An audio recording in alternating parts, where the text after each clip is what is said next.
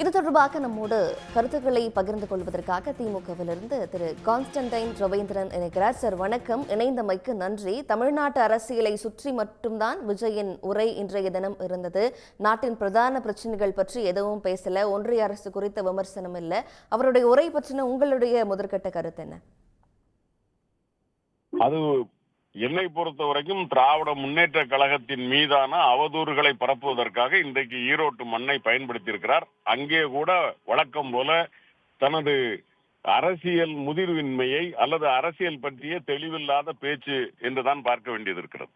திராவிட முன்னேற்ற கழகத்தை நீட்டுக்கான கேள்வியை திராவிட முன்னேற்ற கழகத்தை நோக்கி வைக்கிற போது இங்கே இருக்கிற சட்டமன்ற உறுப்பினர்கள் எல்லாம் அனுப்பி வைத்த அந்த கோப்பு ஒன்றிய அரசிடம் இருக்கிறது என்கிற அடிப்படை கூட தெரியாமல் ஒன்றிய அரசை நான் பேச மாட்டேன் என்று உறுதியான மனநிலையோடு நான் என்னுடைய கொள்கை எதிரி பாஜக என்று சொல்லுகிறார். அரசியல் எதிரி என்கிற முறையில் எங்கள் மீது அவர் வைக்கிற விமர்சனங்கள் அடிப்படை இல்லாதது, அது வேறு. சரி, கொள்கை எதிரி என்கிற முறையில் திருப்பரங்குன்றம் பற்றி பேசினாரா? இங்கே என்ன நடந்திருக்கிறது என்று? கொள்கை எதிரி என்று சொன்னால் இடஒதுக்கீட்டுக்கு எதிராக பாஜக எடுத்துக்கொண்டிருக்கிற நடவடிக்கைகள் பற்றி ஏதாவது பேசினாரா? அங்கே போய் விவசாய பூமியிலே நின்று கொண்டு பேசிக் கொண்டிருக்கிறாரே, விவசாய பெருமக்களுக்கான வாழ்வாதார பிரச்சனையாக இருக்கிற 100 நாள் பற்றி ஏதாவது பேசினாரா? மகாத்மா காந்தி பெயரை மாற்றுவதாக இன்றைக்கு பாஜக துடித்துக் கொண்டிருக்கிறதே, மகாத்மா காந்தியை நீங்கள் எடுப்பது தவறு அல்லது அது சரிதான் என்று ஏதாவது கருத்து சொன்னாரா?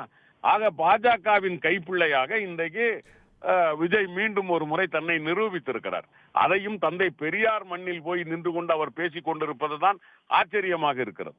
சுயமரியாதையை பற்றி பேசுவதற்கு விஜய்க்கு என்ன அருகதை இருக்கிறது?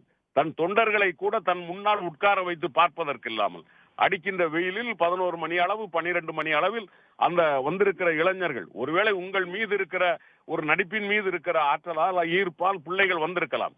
அவர்களை எப்படி நடத்த வேண்டும், அவர்களை எப்படி நாம் படிநிலைப்படுத்த வேண்டும் என்கிற அரசியல் அறிவு கூட இல்லாமல் அவர் பேசுவதையெல்லாம் இந்த நாடு பார்த்து கொண்டுதான் இருக்கிறது.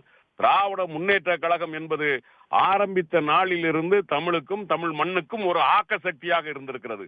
நாங்கள் ஆக்கி வைத்ததையெல்லாம் அழித்து விடக்கூடிய ஒரு அழிவு சக்தியாகத்தான் இன்றைக்கு விஜய் வந்து கொண்டிருக்கிறார்.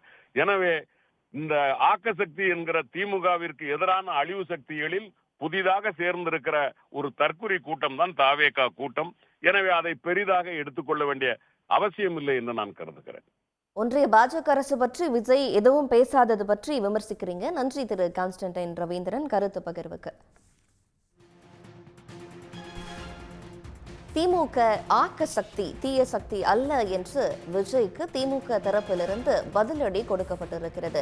பெருந்துறை அருகே சரளையில் விஜயின் கூட்டம் நடைபெற்றது. அதில் பல்வேறு விமர்சனங்களை திமுக அரசு மீது முன்வைத்திருக்கிற விஜய் நாட்டின் பிரதான பிரச்சனைகள் பற்றியோ ஒன்றிய பாஜக அரசு பற்றியோ எதையும் விமர்சிக்காதது பெரும் பேசுபொருளாகி இருக்கிறது, அதிருப்தியை ஏற்படுத்தி இருக்கிறது. களத்தில் இருப்பவர்களை தான் எதிர்ப்பேன், களத்தில் இல்லாதவர்களை எதிர்க்க மாட்டேன் என்று அதிமுகவையும் தமிழ்நாட்டில் பாஜகவையும் மறைமுகமாக சாடியிருக்கிறார் விஜய். அதேபோல ஒன்றிய மோடி அரசை விஜய் தரப்பிலிருந்து எந்த விமர்சனமும் முன்வைக்கப்படவில்லை. தமிழ்நாட்டில் மிக பெரும் பிரச்சனையாக இருந்த திருப்பரங்குன்றம் விவகாரம் குறித்தும் எந்த கருத்தையும் விஜய் தரப்பிலிருந்து சொல்லப்படவில்லை. அந்த விவகாரம் வந்தபோதும் கூட விஜய் தரப்பிலிருந்து வாய் திறக்கப்படவில்லை. இன்றைய தினம் ஈரோட்டு மண்ணிலிருந்து, பெரியார் மண்ணிலிருந்து திருப்பரங்குன்றம் விவகாரம் தொடர்பாக விஜய் தமது கருத்துக்களை சொல்வார் என்று எதிர்பார்க்கப்பட்ட நிலையில் அது பற்றியும் விஜய் தரப்பிலிருந்து எந்த கருத்தும் சொல்லப்படவில்லை. அதேபோல எம்என்ரேகா 100 நாள் வேலை திட்டத்தில் மகாத்மா காந்தியின் பெயர் நீக்கப்பட்டது இன்றைய தினம் பேசுபொருள். அதையும் விஜய் பேசவில்லை. உடனுக்குடன் செய்திகளை தெரிந்து கொள்ள சன் நியூஸ் பெல் ஐகானை கிளிக் பண்ணுங்க.